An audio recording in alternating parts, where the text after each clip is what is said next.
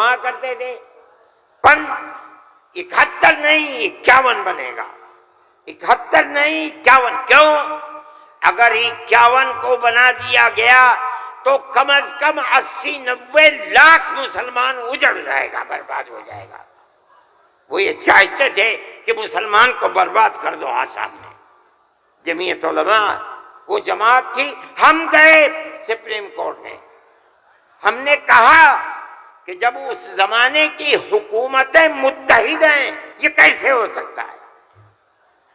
یہ اللہ کا احسان اور کرم ہے کہ سپریم کورٹ نے وہ فیصلہ کیا جو حق فیصلہ تھا، اور اس نے کہہ دیا کہ نہیں، آسام کے لیے سن 71 ہی رہے گا. تمام پارٹیوں نے اس کو قبول کیا ہے. اب زمانہ خراب ہو گیا، دل دکھنے لگا. وہ جو وہاں دل کے اندر مسلمانوں کے خلاف آگ تھی وہ جھارکھنڈ میں لا کر کے اگلی ہے. اللہ نے یہاں بھی منہ کالا کر دیا. میرے بھائی، جمعیت علماء کا یہ کام ہے. ہم نے اس سے پہلے ایک اور مقدمہ آسام کے سلسلے میں لڑا تھا. جب لڑکی اپنے شوہر کے ساتھ کسی دوسرے شہر میں پہنچی، یہ لڑکی کہاں سے آئی؟ جو وہاں کا پردھان تھا وہ سرٹیفکیٹ دیتا تھا کہ یہ لڑکی فلاں کی ہے، باپ اس کا فلاں جگہ ہے، لڑکی یہاں رہتی ہے. اسی سرٹیفکیٹ کی بنیاد پر اسے آسامی کہا جاتا تھا. اس طرح کی لڑکیاں ہندوؤں میں 24 لاکھ اور مسلمانوں کے اندر 27 لاکھ تھی. وہاں کی فرقہ پرست طاقت کہتی تھی کہ یہ پردھان کا سرٹیفکیٹ کوئی معنی نہیں رکھتا.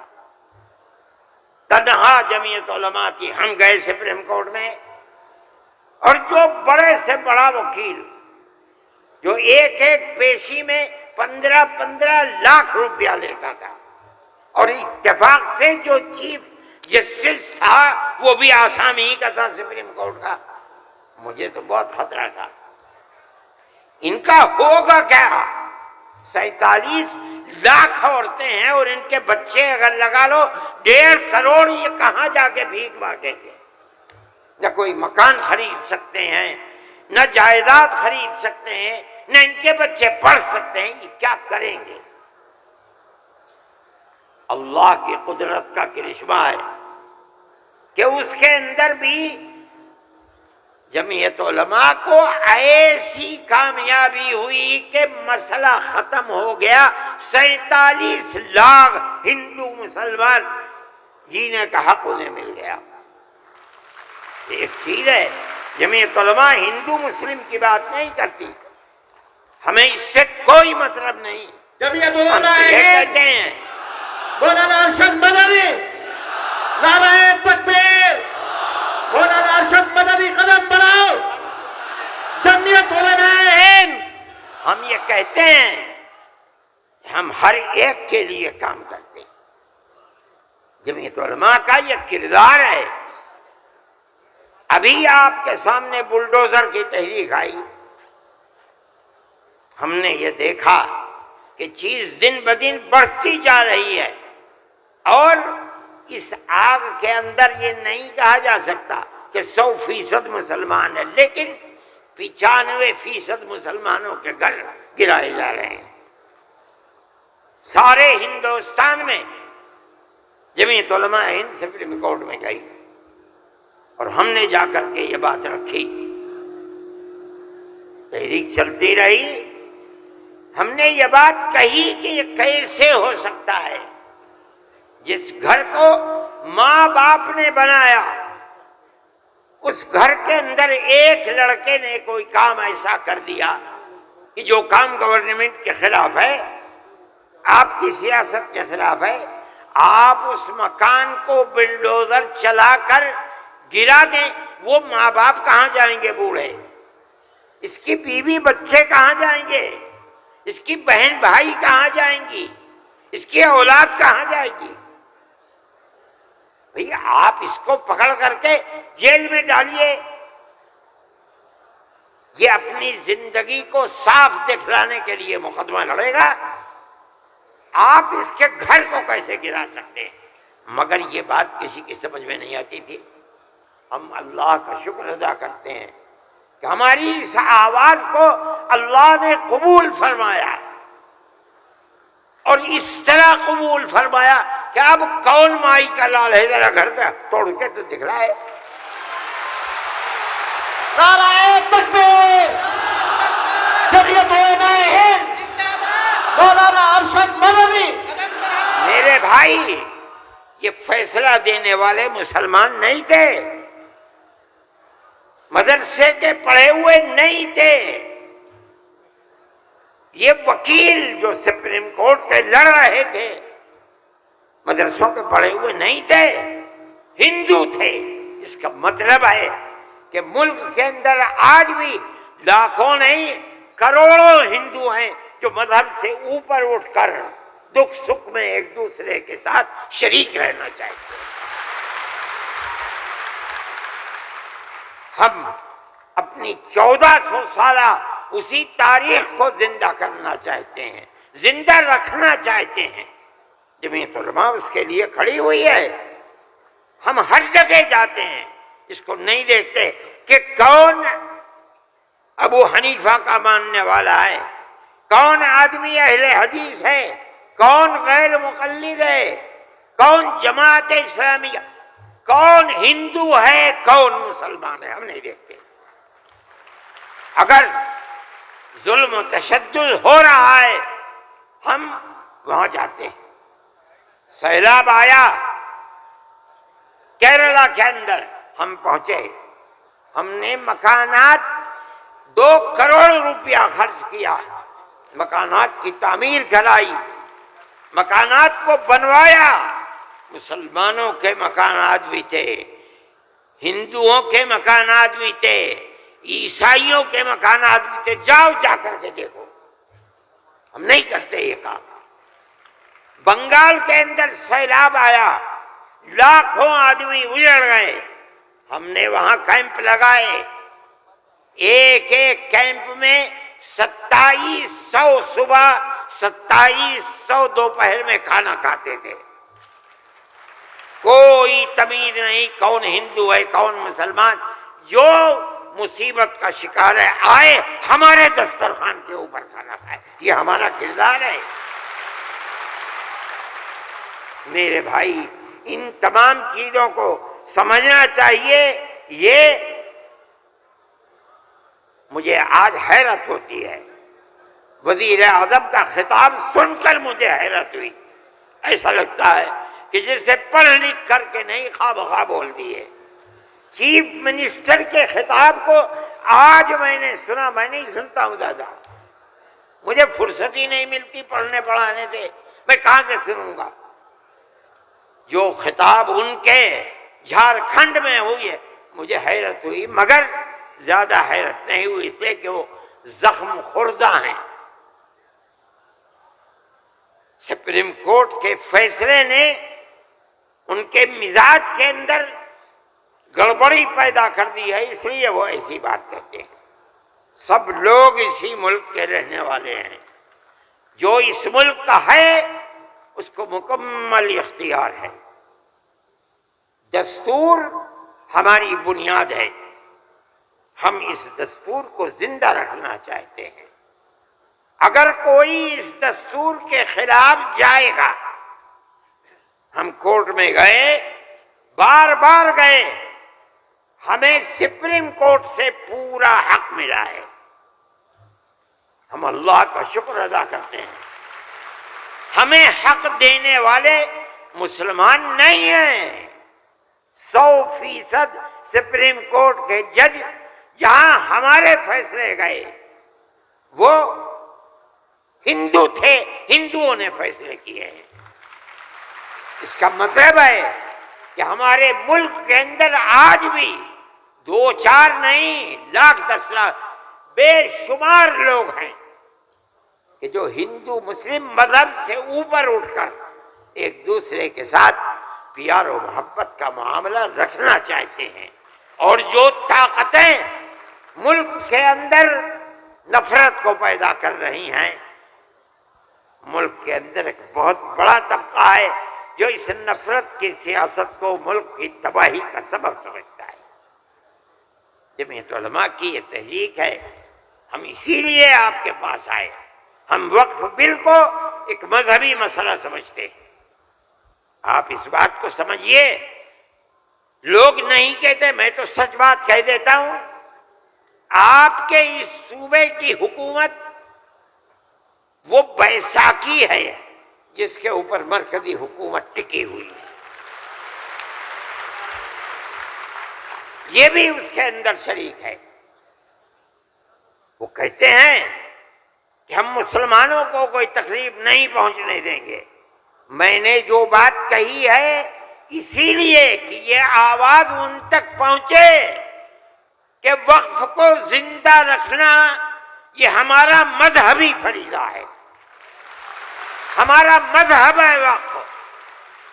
اگر آپ اس کی تائید کریں گے تو مسلمان خود فیصلہ کرے کہ آپ کی گورنمنٹ آپ کے مذہب کو زندہ رکھنا چاہتی ہے یا آگ لگانا چاہتی ہے۔ جمعیت علماء ہند مولانا ارشد مدنی، نعرہ تکبیر، ارشد مدنی قدم بڑھاؤ، جمعیت علماء ہند۔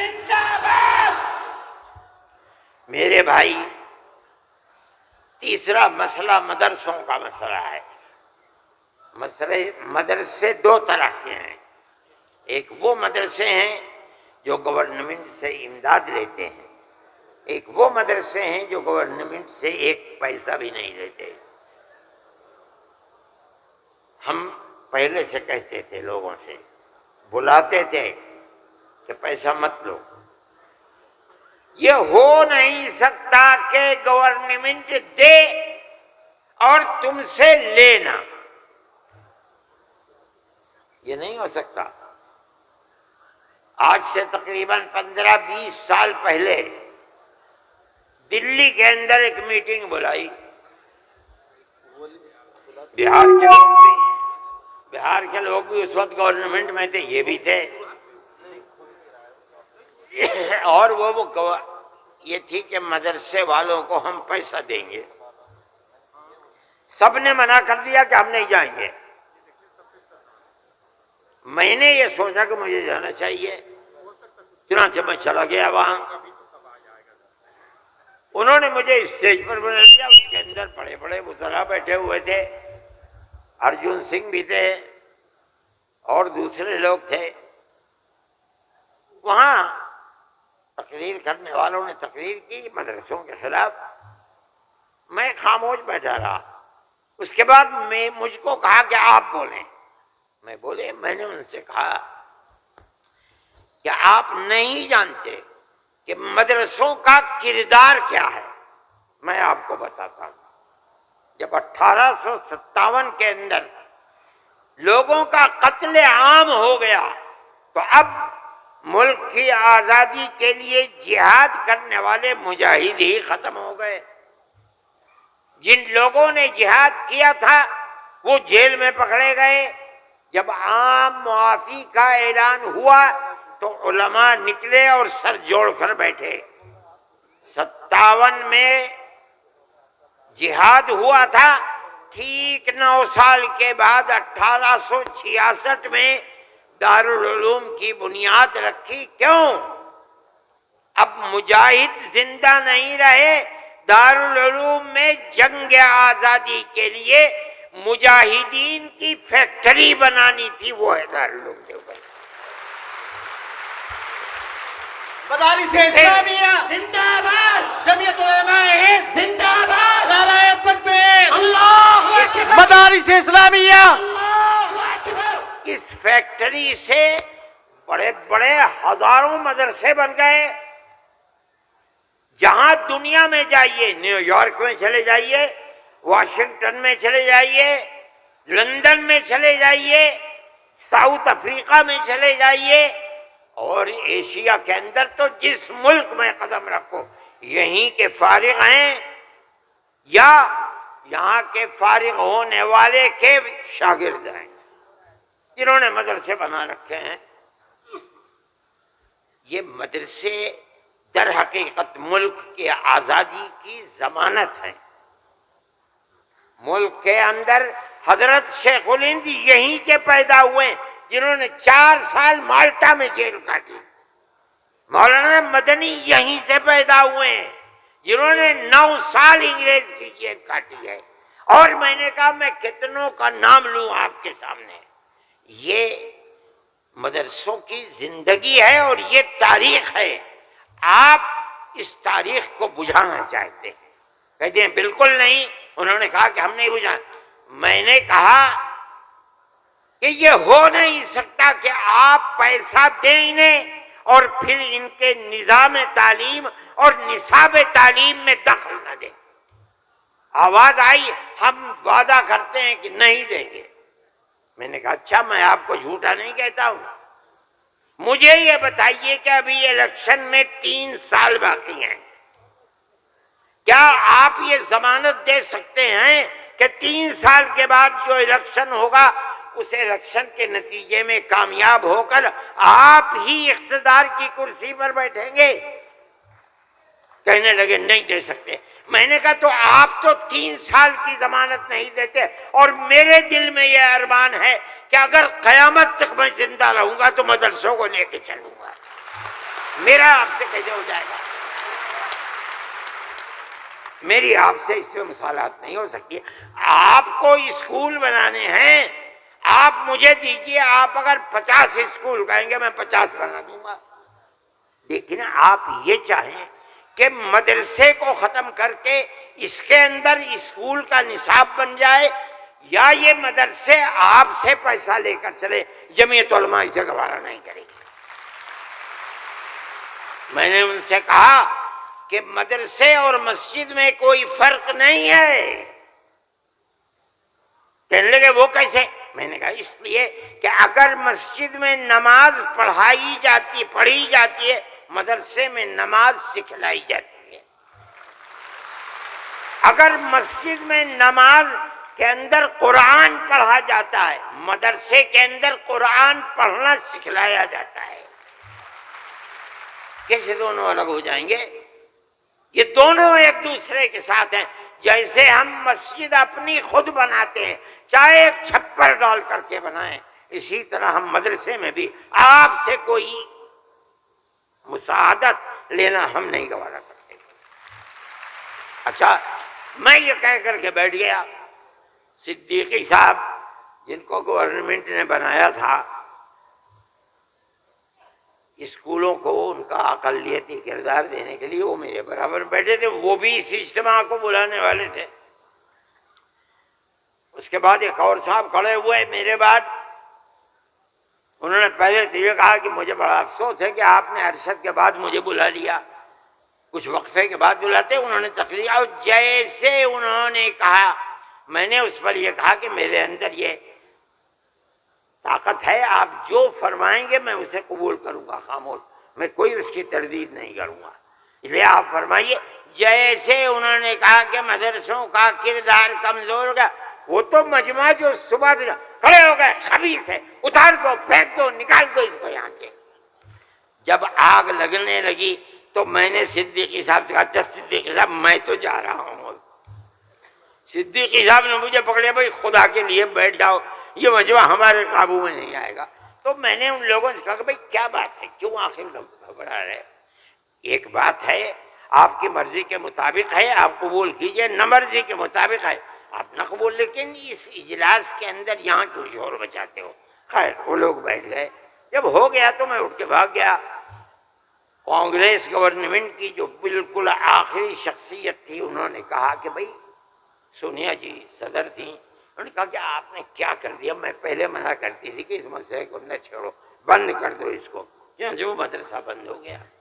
آج بھی یہی مصیبت تھی، ان مدرسوں کے خلاف ابتدا میں جو امداد نہیں لیتے تھے کوئی نہیں بولتا تھا، اس لیے کہ جب تمہارا کھایا نہیں ہے تو تم ہم سے پوچھ کیوں سکتے ہو؟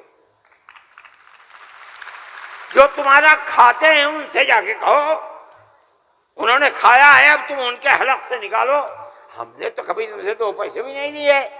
دارالعلوم دیوبند کو سن 56 کے اندر، 1956 میں، جو اس وقت یہاں بہار کے آدمی تھے اور ملک کے صدر جمہوریہ تھے ڈاکٹر راجندر پرساد، وہ دیوبند آئے تھے۔